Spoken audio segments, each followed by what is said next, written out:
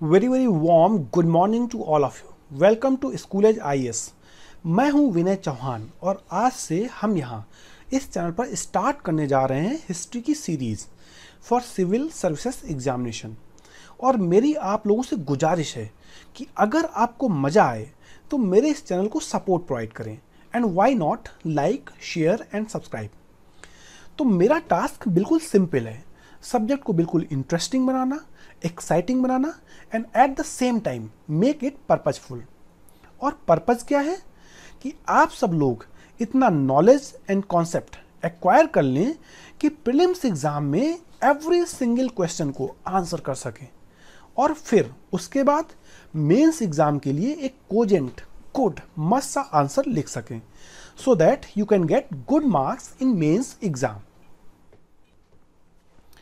तो मेरा काम यह है कि इस लेक्चर की सीरीज के थ्रू आपके कॉन्सेप्ट्स की बिल्कुल बेसिक से फाउंडेशन रखना और हिस्ट्री से ही जीएस के जो बाकी सब्जेक्ट्स हैं लाइक पॉलिटी, इकोनॉमी, जियोग्राफी, इनकी नींव रखना।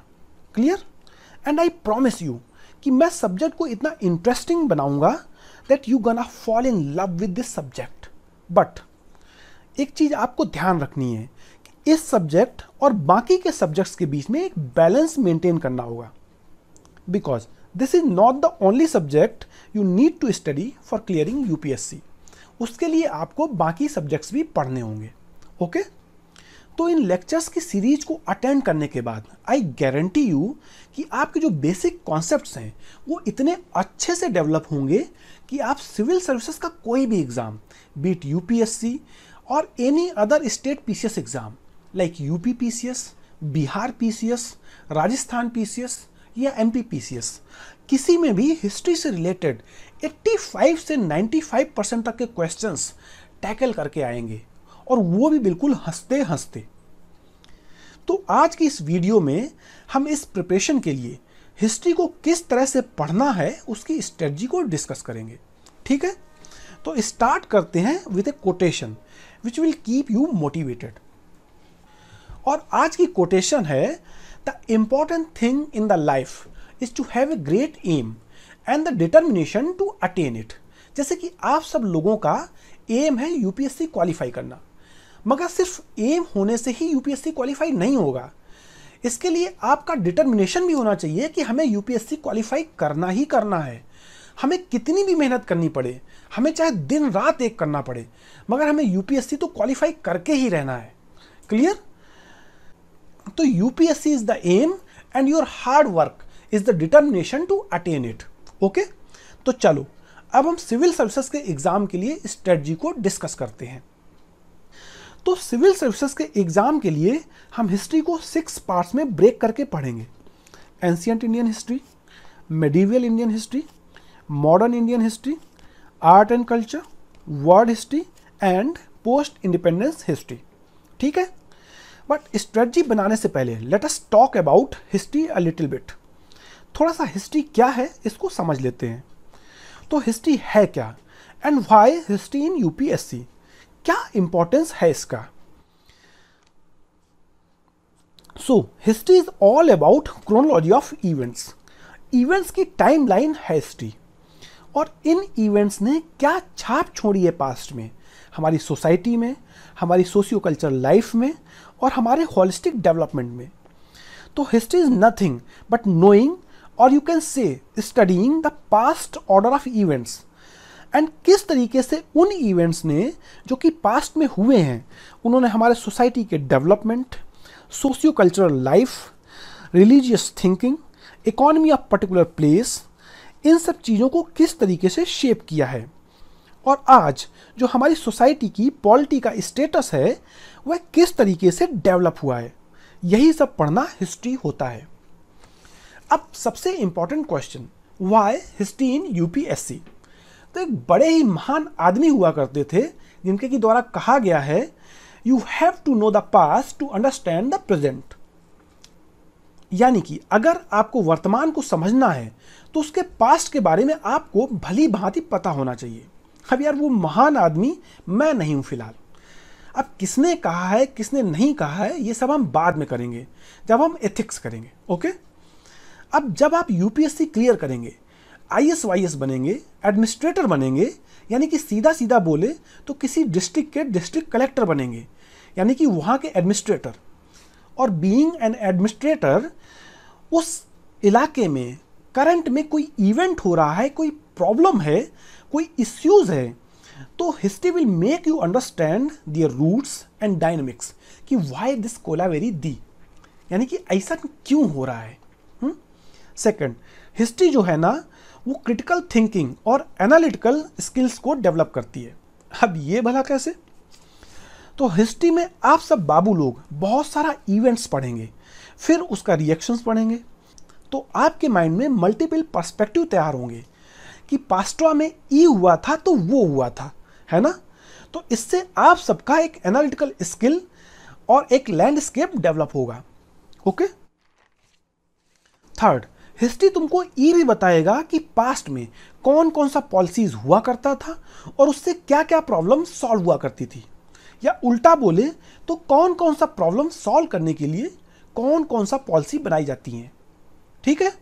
So this can also help us in policy formulation for present scenario.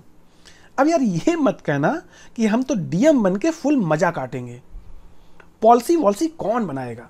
चलो कोई नहीं, गवर्नमेंट्स की पॉलिसीज को इंप्लीमेंट तो करोगे ना।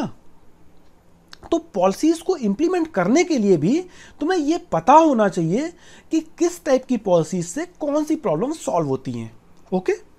फोर्थ, जब कभी एज ए पर्सन और एज एडमिनिस्ट्रेटर यानी कि एज डीएम कोई भी एथिकल डायलेमा फंस गया जहां पर आपको डिसीजन लेना हो, वो भी मोरालिटी को ध्यान में रखते हुए, तो understanding the history will help you out. कैसे? अरे तुम सब लोगों का हिस्ट्री में कोई ना कोई आइडियल होगा, जैसे कि महात्मा गांधी, सुभाष चंद्र बोस, विवेकानंद, शंकराचार्य। तो उन सब के एक्शंस, उनके बारे में पढ़ लिख के तुम्हारे अंदर भी कॉन्साइंस डेवलप होगा that what is morally correct and what is not. इसके अलावा history play a pivotal role किसमें?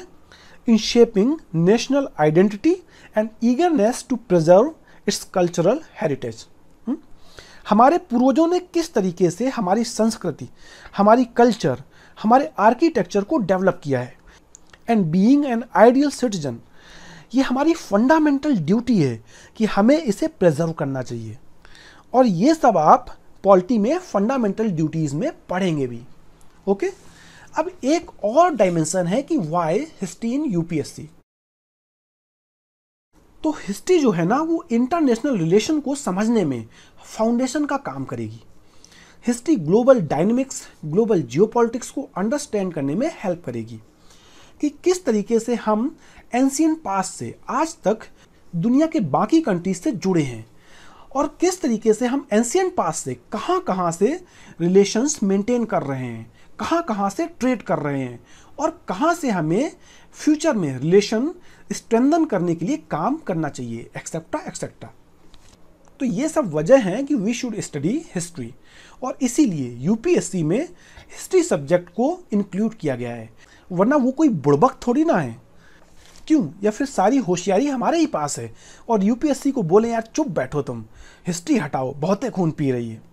खैर, तो अब हम देखते हैं पास्ट की ट्रेंड एनालिसिस कि हिस्ट्री का क्या रिलेवेंस है हमारे एग्जाम के पर्सपेक्टिव से।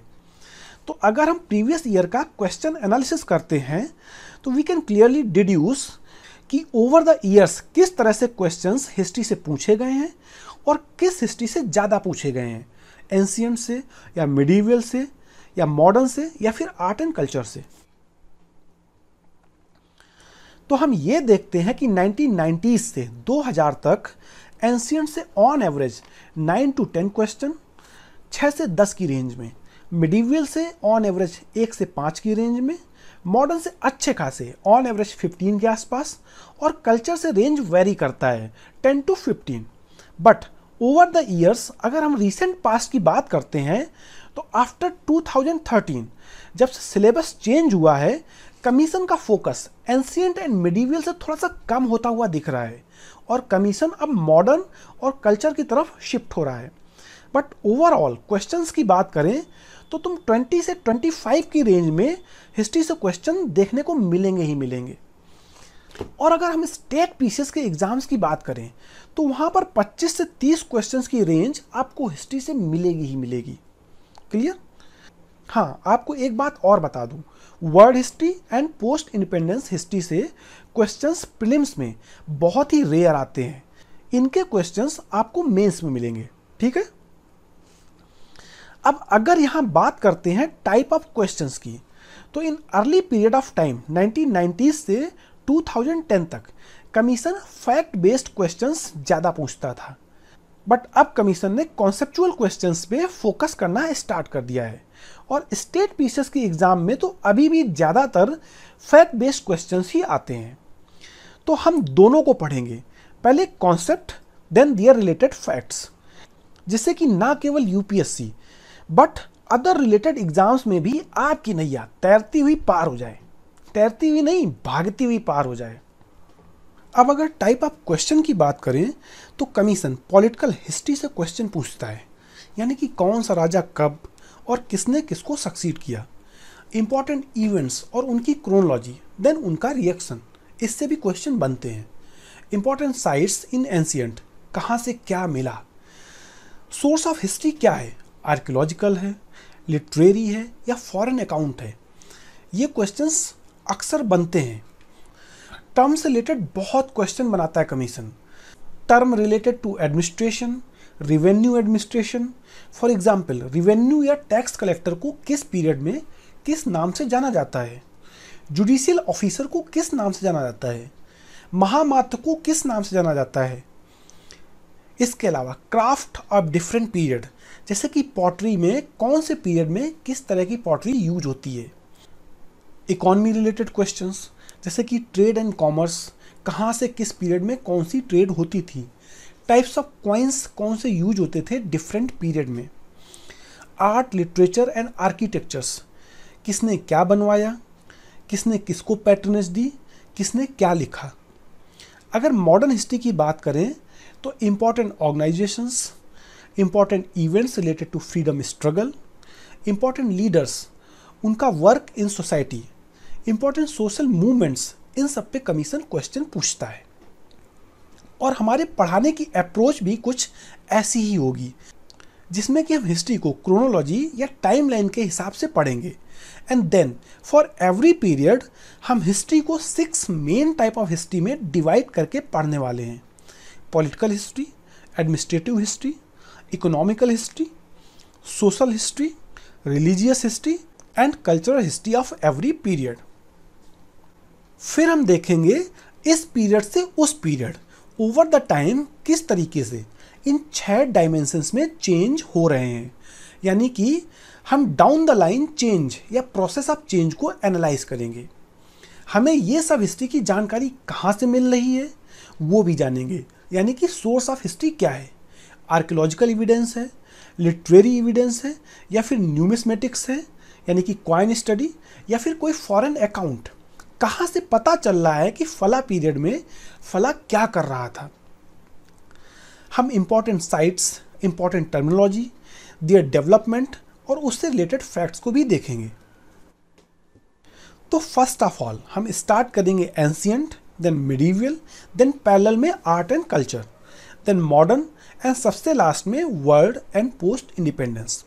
इसके अलावा हम लास्ट 20 ईयर्स के क्वेश्चंस का एनालिसिस करेंगे, यानी कि PYQ की सीरीज चलाएंगे, जिसमें कि हम हर एक क्वेश्चन की इन डेप्थ एनालिसिस करेंगे और उस क्वेश्चन से 5 डिफरेंट टाइप के क्वेश्चंस इवॉल्व करेंगे, which can be your potential UPSC question. तो ये होगी हमारे पढ़ाने की approach. Clear? Sir, what else I have to study? क्या आपके लेक्चर सफिशिएंट होंगे? तो यार अगर मैं बोलूं तो हाँ, मेरे लेक्चर सफिशिएंट होंगे। You just need to revise it more frequently, but हाँ, I would like to recommend few books for your base development.